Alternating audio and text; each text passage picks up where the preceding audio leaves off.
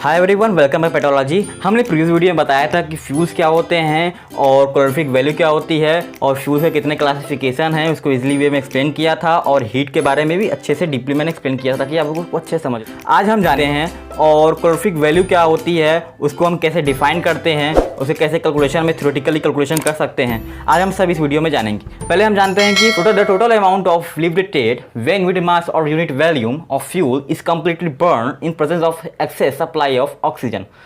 जो कोई भी यूनिट मास या वॉल्यूम ऑफ किसी का फ्यूल, कोई फ्यूल ले लो, उसका यूनिट मास वॉल्यूम ले लो, उसको बर्न करो। बर्न करने के बाद जो कंप्लीटली बर्न हो जाए इन प्रेजेंस ऑफ ऑक्सीजन, ऑक्सीजन के प्रेजेंस में आप जब उसको बर्न करोगे कंप्लीटली बर्न हो जाएगी, जो उससे एनर्जी रिलीज़ होगी या उससे एनर्जी निकलेगी, या फिर इसको आप यूनिट भी कह सकते हो। जैसे कि कोई भी फ्यूल है, इसको आप बर्न किए, बर्न होने के बाद ज़्यादा से ज़्यादा जितना एनर्जी प्रोड्यूस कर रहा है, या फिर कोई फ्यूल ले लो, आप उसको बर्न करो, दूसरा जो फ्यूल ले लो, या कोई भी कंपेरिजन करने के लिए दूसरे फ्यूल ले लो आप, उसको भी या फिर ज़्यादा से ज़्यादा बर्न करो। बर्न करने के बाद कम से कम जो एनर्जी मिल रही है उसको नापने के लिए, उसको मेज़र करने के लिए, इसको एनर्जी को प्रोड्यूस जो हो रही है उसको मेज़र करने के लिए हम सिर्फ और सिर्फ कैलोरी वैल्यू को यूज़ करते हैं। को सिंपल वे में समझा जाए, कोई भी फ्यूल का यूनिट मास या वॉल्यूम ले लो, उसको बर्न करो, कंप्लीटली अच्छे से बर्न कर लो। बर्न करने के बाद जो एनर्जी प्रोड्यूस हो रही है उसमें से, जो एनर्जी प्रोड्यूस हो रही है उसमें से, या फिर एनर्जी कंटेन हो रही है, उसी को हम बोलते हैं कैलोरीफिक वैल्यू। एक तरह से को बोल सकते हैं this is a term used for energy content of fuel. आगे हम बढ़ते हैं एनर्जी कंटेंट एंड फ्यूल्स। इसके दो क्लासिफिकेशन हैं जिसको हम डिफाइन कर सकते हैं कैलोरीफिक वैल्यू को। पहला है हायर कैलोरीफिक वैल्यू और दूसरा है lower calorific value. Higher calorific value को बोल सकते हैं हम क्रॉस कैलोरीफिक वैल्यू, ठीक, और इसको हम लिख सकते हैं HCV से भी आप डिनोट कर सकते हो इसको, ठीक। तो आगे बढ़ते हैं। The amount of heat evolve when unit mass और unit volume of a fuel is completely burn in excess supply of oxygen and the byproduct of combination are allowed to cool at room temperature. It means इसका कहने का मतलब ये है कि कोई भी टोटल अमाउंट ऑफ एनर्जी या हीट कहो इन्वॉल्व हो किसी फ्यूल से, उस फ्यूल को कम्प्लीटली बर्न करें, कम्प्लीटली बर्न हो जाए जब एक्सेस ऑफ ऑक्सीजन के प्रेजेंट में वो बर्न हो जाए। उस बर्न होने के बाद जो निकलेगा बाई प्रोडक्ट, जो उसकी एनर्जी निकलेगी, उसको स्कीप ना होने दें और उसने जो एनर्जी लिया कूलिंग के थ्रू, उसको भी हम टोटल अमाउंट जो एनर्जी जो ले गई है उसको भी हम कैलकुलेट कर सकें।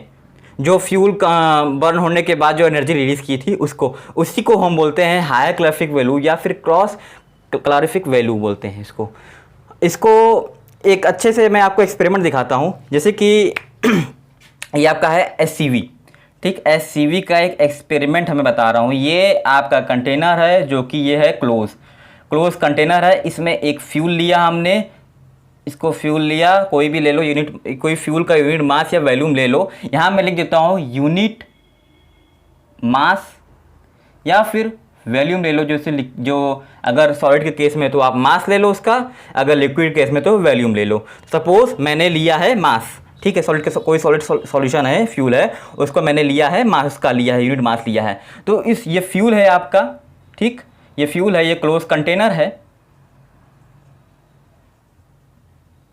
इसको जब हम फ्यूल को बर्न करेंगे, बर्न करने के बाद जो एनर्जी जो इसकी जो रिलीज़ होगी, ठीक है, जाहिर सी बात है कि ऊपर की तरफ जाएगी, वो नहीं फैलेगी, ठीक है। हीट करने के बाद वो क्या होगा, गैस इसकी जो क्रिएट होगी, गैस प्रोड्यूस होगी।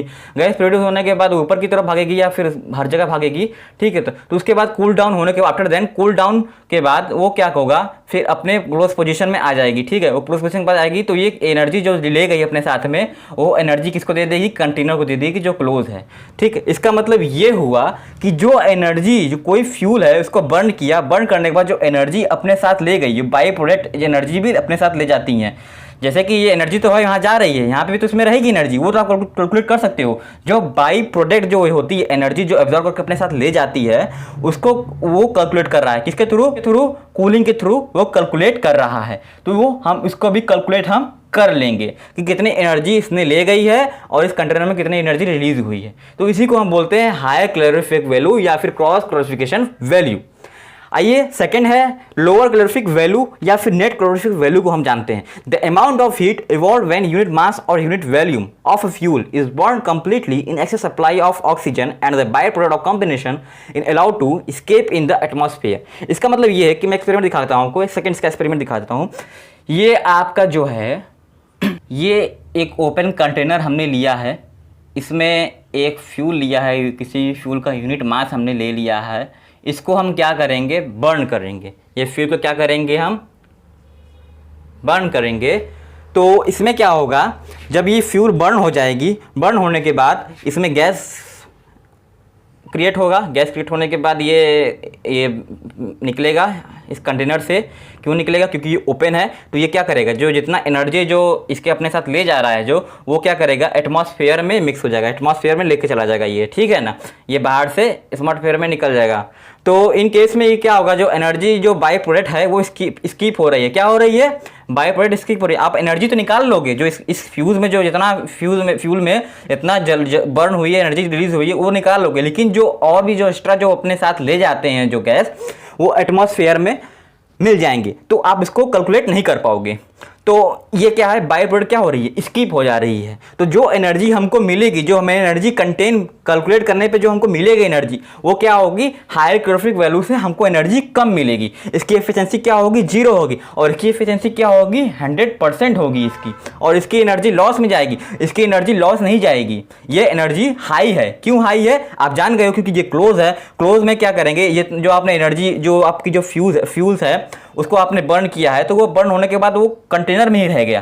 तो कंटेनर की वजह से अब इसको हम कैलकुलेट कर सकते हैं, जो एनर्जी ले गया उसको भी कैलकुलेट कर सकते हैं, जो एनर्जी इसमें है उसको भी हम कैलकुलेट कर सकते हैं। इसमें क्या है, इसमें इस केस में ऐसा नहीं है। जो आपकी बाई प्रोडक्ट है, जो आपकी क्या है, ये बाई प्रोडक्ट ऑफ कॉम्बिनेशन है, ये अलाउ करता है, ये स्किप हो जाता है, ये स्किप नहीं होता है। इसीलिए हम हाई कैलोरीफिक वैल्यू जो होती है ज़्यादा होती है किसके, लोअर कैलोरीफिक वैल्यू से। आप नाम से समझ गए तो आप इसका काम क्या है, इसका भी काम भी आप समझ गए हो क्यों इसका नाम दिया गया है। और हाँ, एक बात और बताना चाहूँगा, इसमें इंपॉर्टेंट चीज़ें जो हैं, जो डेली यूज़ होती है, जो मैन्युफैक्चरिंग में होती है, जो प्रोडक्शन में इस्तेमाल होती है, वो कौन सी होती है, आप खुद सोचो।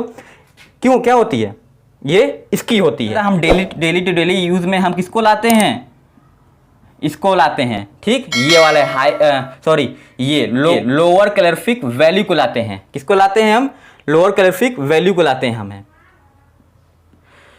तो हम लोअर कैलोरीफिक वैल्यू को हमेशा लाते हैं, इसी को हम यूज़ करते हैं। क्योंकि ऐसा नहीं है, कोई मैन्युफैक्चरिंग में ऐसा कोई प्रोडक्शन नहीं हुआ कि आप क्लोज कंटेनर में, इन केस बहुत कम केस में होते हैं, 1-2% या आधे % से भी कम होते हैं। क्योंकि जो प्रोडक्शन होती है, जो प्लास्टिक वगैरह वो सब इसमें क्लोज में नहीं हो पाएगा, ये ओपन में ही होगा। ओपन कंटेनर ओपन में ही सप्लाई में होगा, लोअर कैलोरीफिक वैल्यू में ही होगा। और हाई कैलोरीफिक वैल्यू में नहीं होती है। ऐसा कोई मशीन नहीं बनी है, ऐसा भी कोई इंडस्ट्री ऐसे कुछ नहीं है कि जिसको जो हाई कैलोरीफिक वैल्यू को इस्तेमाल किया जाए है। ये क्योंकि 100% एफिशिएंसी देती है, इसके 100% एफिशिएंसी देती है। 100% एफिशिएंसी कोई ऐसा मशीन वो नहीं है बनी है कि जिसको हम इसको इस्तेमाल कर सकें। एलसीवी को हमेशा एलसीवी को इस्तेमाल करते हैं। ये लोअर कैलोरीफिक वैल्यू से हाई कैलोरीफिक वैल्यू की जो क्लोराइड है, इस रिलेशन से LCV = SCV - latent heat of vaporisation, ये अराइज क्यों हुआ। ये जैसे कि आप जानते हो कि LCV जो होती है ओपन एटमॉस्फेयर में बाई प्रोडक्ट के थ्रू बाई प्रोडक्ट निकल जाती है।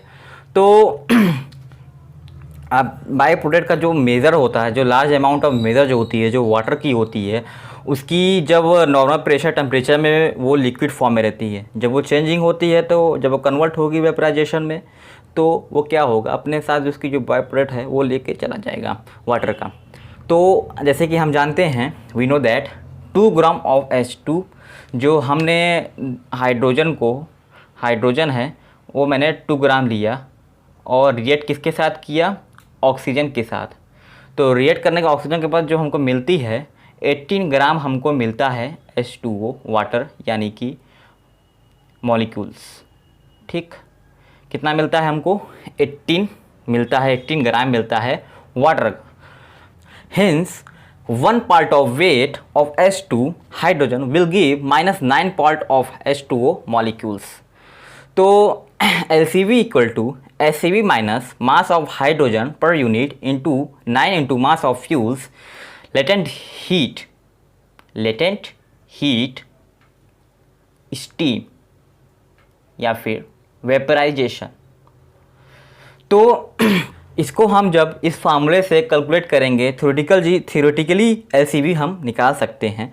जैसे कि SCV minus mass of hydrogen per unit, जो आपकी हाइड्रोजन की जो मास होती है, यूनिट कुछ मास ले लेंगे, वो अगर है उस केमिकल में जो इन्वॉल्व है, उस फ्यूल्स में जो हाइड्रोजन इन्वॉल्व है, उसका केमिकली से जो इन्वॉल्व हुआ है उसका मास ले लेंगे कुछ यूनिट, वो जो मिल जाएगी जितना जो उसमें है, 9 से इंटू करेंगे मास ऑफ फ्यूल, जिसके जितने इसकी फ्यूल की जो मास होंगी उनसे इंटू करेंगे latent of heat of steam vaporisation, जो वेपराइजेशन होती निकलती हैं। तो उससे हम क्या कर सकते हैं, हम LCV ईजिली निकाल सकते हैं, जो कि हमको, और साथ में साथ SCV का भी अगर हमको मालूम चले तो निकल जाएगा ईजिली LCV आपका। ये है थ्योरेटिकली बेस से, अब इस फार्मूले से आप ईजिली वे में निकाल सकते हो।